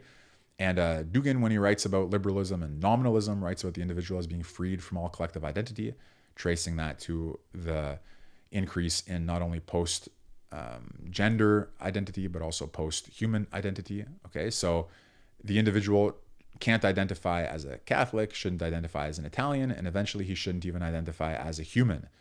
Dugin has this line in the Great Reset book where he says, eventually to consider yourself human will be equivalent to considering yourself a fascist. And anti-fascism will be together linked closely with post-humanism, okay? Because it's the severing of the individual from tradition, including from our traditional identification of ourselves as human beings. To go back now to the article, Venner's History of Europe. Why can't I scroll? Venner's History of Europe focused on... Boy, hold on a second. I don't know why this is working so slowly for me today. Okay, well, we won't let that stop us. Venner's History of Europe focused on ancient city-states, medieval feudalism, and modern doctrines of political sovereignty.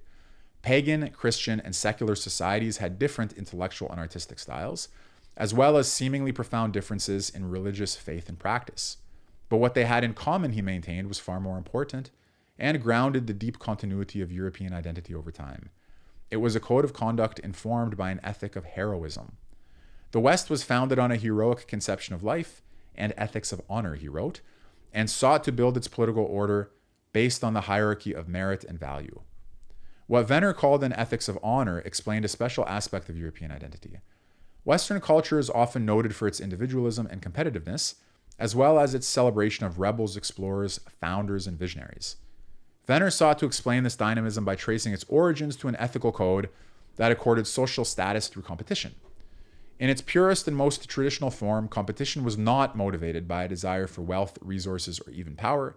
The competition was aristocratic, and its reward was honor, the pure prestige of being recognized as the best, the most excellent. Unlike an ethics of dignity, an ethics of honor does not distinguish between good and evil, in which transgression results in guilt. It distinguishes between superior and inferior, where defeat results in shame. Venner was drawing inspiration from another seminal radical right thinker, the German historian Oswald Spengler. Spengler argued that the distinct character of European culture was explained by an inner drive that he called Faustian. As a Faustian culture, the West places its highest value not on the survival of the group, but on the daring achievements of exceptional individuals. Spengler surveyed Western science, music, architecture, philosophy, and technology, and concluded that in every domain, the culture of the West has been motivated by a heroic drive to overcome existing limits and to surpass previous achievements. Venner applied Spengler's vitalism to the history of politics and culture. What is the great overarching moral story of our civilization? It is not the myth of our progressive march toward greater equality, a deepening concern for victims and outsiders, and the secular saints who led the way, which, by the way, is what you might think if you combined socialism and Christianity, as in the previous article. Rather, it's the story of extraordinary individuals who transformed human experience and changed the course of history. Venner called them higher men, those who dared to envision new human possibilities and confront the most daunting challenges. They are different from lower men in the most radical sense. Their achievements have been so transformative, so titanic, that they must be seen as meaning makers and world builders. According to Venner, these higher men had the strength to direct history, to impose order on nature, to impress new forms upon human experience, and to construct a civilization atop barbarism. As world builders, they brought the primordial potency of tradition into the actuality of human life. In Venner's view, we live in a world made possible not by universal ideals or by moral and legal systems that facilitate cooperation.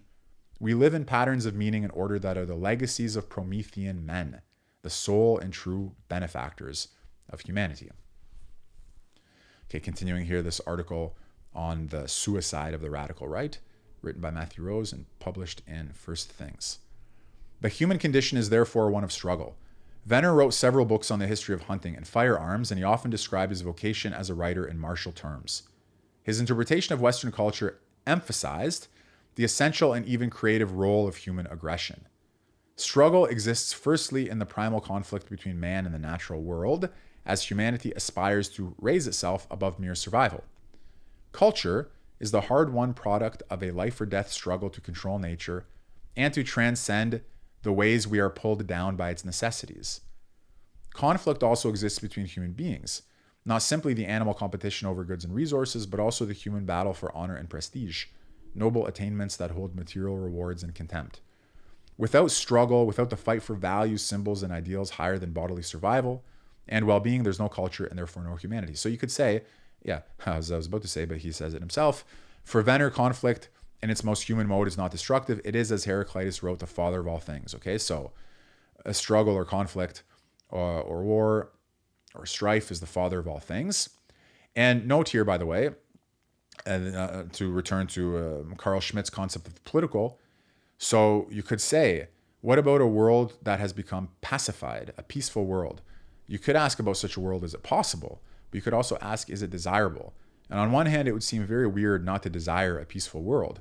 But if you believed that struggle is necessary, that without it there's no culture and no humanity, then you might think that a peaceful world, even if it were possible, is not desirable, that man needs struggle, war, strife, conflict to disclose the deeper existential dimension of his personality and even of reality.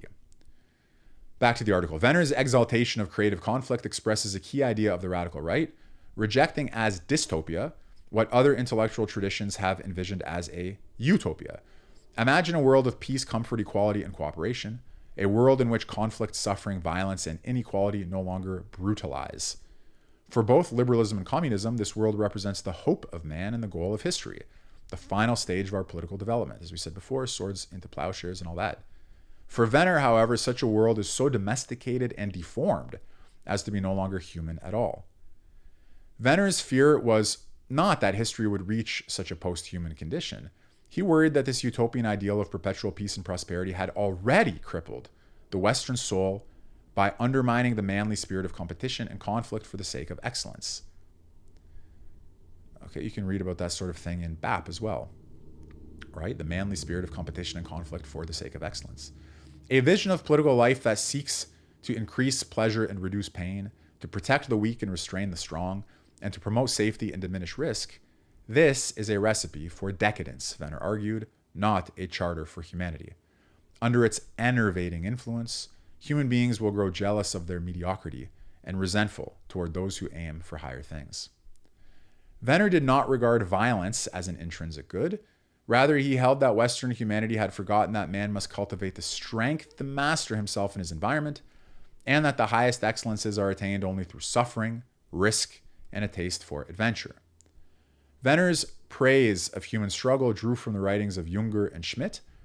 In a letter to Schmitt, who was godfather to his second son, Junger argued that the quality of intellect is measured by its approach to the preparation of war.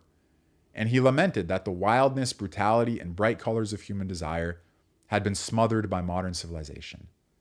Venner similarly insisted on the cardinal importance of the martial virtues.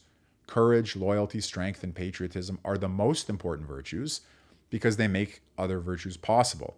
I want to pause here for a minute because in Plato's Laws, which I always must mention, the question of the place of courage in the military virtues is discussed in the first 10 or 20 pages, okay, early on in the book. And it is argued that courage is not the highest virtue. It is a virtue, but it's not the highest virtue. But in certain radical right thinkers, courage is a virtue, and it is the highest virtue. Okay, so you have to see, I wrote about that in my article you can look up. It's called The Virtues of Right-Wing Anti-Liberalism. I've also read it on this channel. Peace requires war. Friendship requires enemies. Loyalty requires exclusion. Love requires hate. Venner argued that a society that embraces the virtues of civility while denigrating the virtues of the warrior will become decadent and defenseless. We easily forget that the places of happiness and peace cannot last without the virile determination to protect them, he wrote. Okay, so peace is protected by the men who are willing to fight, kill, and die. The places of peace survive only through the virtues demanded by war. If Western culture was once heroic and self-affirming, why has it become weak and self-critical? A lot of people are asking this question these days, aren't they? Why has everything become quote-unquote long-housed? The question preoccupied the radical right and shaped its distinctive intellectual character. What the American writer Sam Francis called the Christian question asked whether the teachings of Christianity are ultimately responsible for the crisis of Western identity. One of the most influential thinkers on the American far right, Francis argued that the deepest problems of American life are inseparable from the basic assumptions of liberal ideology. Take, for example, the notion that human beings share a common nature and enjoy equal dignity, that human beings possess rights regardless of their race, class, or sex, and that the weak and infirm deserve special moral concern. Though these ideas are so widely accepted that few bother to think about their foundations, Francis argued they are unintelligible apart from the moral legacy of Christianity.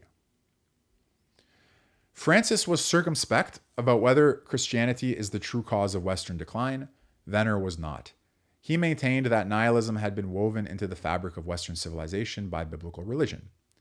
Venner described the disappearance of ancient paganism as a tragedy and argued that the real sacred scriptures of Western culture are the poems of Homer. He traced the source of Western nihilism to Roman Catholicism in general, and a Dominican friar in particular. On his telling of history, Catholicism disenchanted nature and secularized everyday life.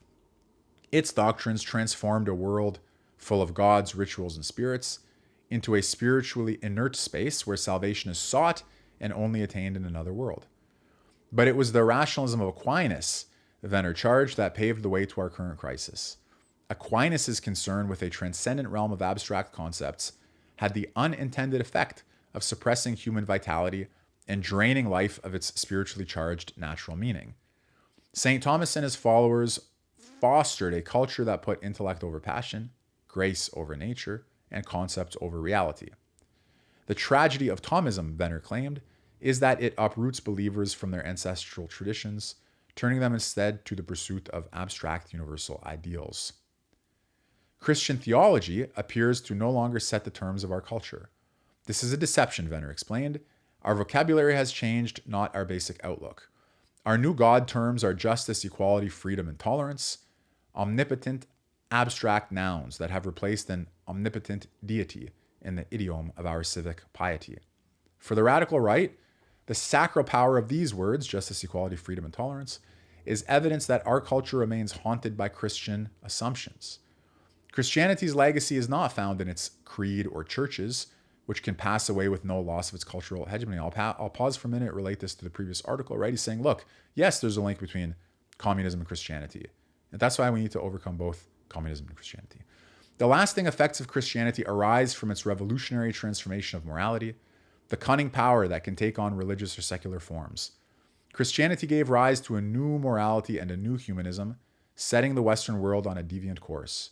It inspired the discovery of human rights and dignity, cultivated an acute sensitivity to suffering and cruelty, nurtured the growing demand for equal recognition and inclusion, and most radically of all, inculcated a revolutionary belief that in victimhood, one can discover great power. Indeed, one can even inherit the earth. In contemporary thought, Christianity is sometimes criticized for upholding social inequalities or restricting personal freedoms. According to Venner, the problem with Christianity is that it has done precisely the opposite. The political consensus that shaped the West after World War II has assumed that human beings are fundamentally equal rights-bearing individuals and that the greatest wrongs come from infringements on our freedom to choose. That consensus is now eroding. The reason? Its picture of human life has proven to be impoverished and dishonest. We justly ascribe rights to individuals, but we know that human beings are not substantively equal. We celebrate acts of choice and self-expression, but we know that we remain defined by relationships we have not chosen and responsibilities we cannot relinquish. Venner is undoubtedly correct that our identities are shaped by and embedded in traditions we are not free to change. This is a truism of modern social science. As characters in stories we have not authored, we now find ourselves compelled to relearn truths that liberalism was foolish to forget and the radical right has been eager to exploit. Our desire to be a part of a distinct people to inherit and transmit a patrimony, to admire exceptional human beings, and to experience self-transcendence through self-sacrifice. Anyone who cares about human dignity must defend these noble aspirations from those who denigrate them, for they are integral to what it means to be human. Okay, well stated. Many of these concerns were shared by another French thinker who was shaped by the same wartime experiences that radicalized the young Dominique Venner. In the early 1940s, the Jesuit theologian Henri de Lubac gave a series of talks about the collapse of the Third Republic. Unlike Venner, de Lubac was fiercely anti-fascist. Nevertheless, he argued that the fall of France was due in part to the shallowness of its ruling ideology and the naivety of its elites. A society built around a narrow understanding of individual freedom and self-interest had invited disaster. Its liberal foundations were too bloodless to command loyalty, leaving many French feeling isolated and uncertain, yearning for the richer and more demanding forms of community. I think a feeling that many people can share today all across the Western world. De Lubac argued that the church bore significant responsibility for this perilous situation. The seductive appeal of radical political religions could exist only where people's thirst for the absolute had been unmet by a church that had lost touch with the vitality of human life and the deep springs of its own tradition. Only by being enfolded into a vaster and deeper community, de Lubac wrote, a community whose essence is eternal, could human beings resist the allure of political ideology. But to draw humanity into this eternal community, de Lubac understood that Christianity must confront its most formidable criticism. It was not the critique that Christian belief is irrational or outdated. Rather, it was the ancient charge voiced aloud in modern Europe for the first time in nearly 2 millennia that Christianity is hostile to human life, that it emasculates believers, profanes nature, slanders instincts, deforms imaginations, and spiritually disarms the cultures it shapes. This accusation does not deny God's existence. It gives voice to something more radical and more troubling, the accusation that the gospel is a calumny against life. To counter this charge, de Lubac argued that the church needed to rediscover from within her own squandered heritage the life-affirming nature of Christian discipleship, a vision of our supernatural destiny that makes all earthly heroisms and sacrifices seem small by comparison. Christian heroism, he explained, will not consist of being delirious about the virtue of power. It will be found in bearing witness to the truth of Christ in the face of obvious lies and meretricious ideals. And his truth is this: the greatest power is made perfect in love. Venner and his fellow authors on the radical right did not have a monopoly on the essential role of conflict in our quest for a fully human life. De Lubac darkly warned that after the war, spiritual combat will be required of every believer who braves the challenges of living in the coming post-Christian culture. De Lubac seems to have borrowed the phrase from a popular 16th century spiritual handbook. Its author, Lorenzo Scupoli, summoned readers to enter the daily field of battle as soldiers for Christ, exercising martial discipline over their untamed passions and sinful habits. Spiritual combat was written from within a Christian culture, and Scupoli repeatedly cautioned against the self-deception of wanting to appear a good Christian in public while remaining inwardly unrenewed. But doing spiritual battle in a secular culture, de Lubac implies, requires Christians to confront the very different enticement to spiritual dishonesty. It's the temptation to want to remain a Christian in private without outwardly appearing to be one in society at large. Against the temptation to hide our light under a bushel, de Lubac urges us to face our enemies boldly and joyfully with the spiritual weapons of courage, love, and hope. In his suicide note, Venner wrote that in choosing a voluntary death, he had resolved to uphold his ideals until the very end of his life. He died in the hope that the strength of his resolve could, like meaning makers he venerated, remind France of the forgotten truths of her patrimony. Venner imagined himself a lonely warrior defending lofty truths, but his truths were not lofty and he was not alone. He is joined by all those whose narcissism led them to also imagine that our identities are the self-justifying source of what matters most in life. Venner was blind, as many are today, to the great fact of Western culture. Its highest achievements testify to our astonishing ability to answer the call issued from on high, to rise above our identities and reflect the divine light of the universal through the creaturely limits of the particular. Venner's denial of transcendence left him doomed in imminence. He died in the fatal conviction that the purpose of existence is to move from life to death through unceasing inner worldly struggle. His failure left him trapped within the flattened horizons of the progressive ideologies that the radical right fails to overcome or even seriously contest. But as we move towards the end of this article, there's a fighting faith, a true one, and it seeks to set the world right through loving obedience to a divine word passed on through a holy tradition. De Lubac never commented on Venner, but he could see, as we must today, that Venner's ideals and those of others like him testified to a desire that the radical right tragically misunderstands. The desire to overcome great challenges, to resist comforting illusions, and to transcend lower pleasures is more than a key to understanding our culture. It is a desire fed at the place of Venner's blasphemy for a God who leads us from death to life. There's no greater power on earth than to be under the command of the one who pronounces, "In the world you shall have tribulation, but be of good cheer. I have overcome the world."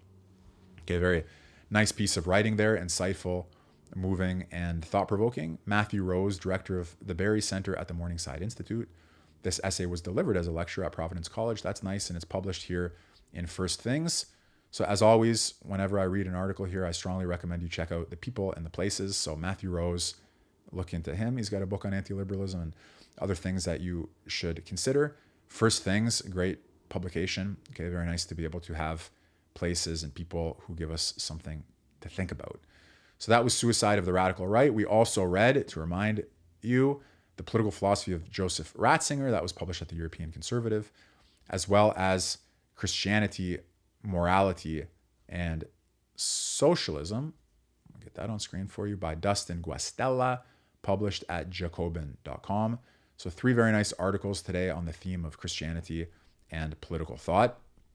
I hope that you enjoyed that. As always, my name is Michael Millerman. I do these live streams. I try to do them every Tuesday, so subscribe if you want to make sure you don't miss article readings on our Tuesday live streams. I have other videos coming out. We just put one out on Evola, planning to do another on Dugan and Evola later this week. So subscribe, like the video, share it, help me grow the channel. If you want me to continue doing these, hopefully you enjoy them.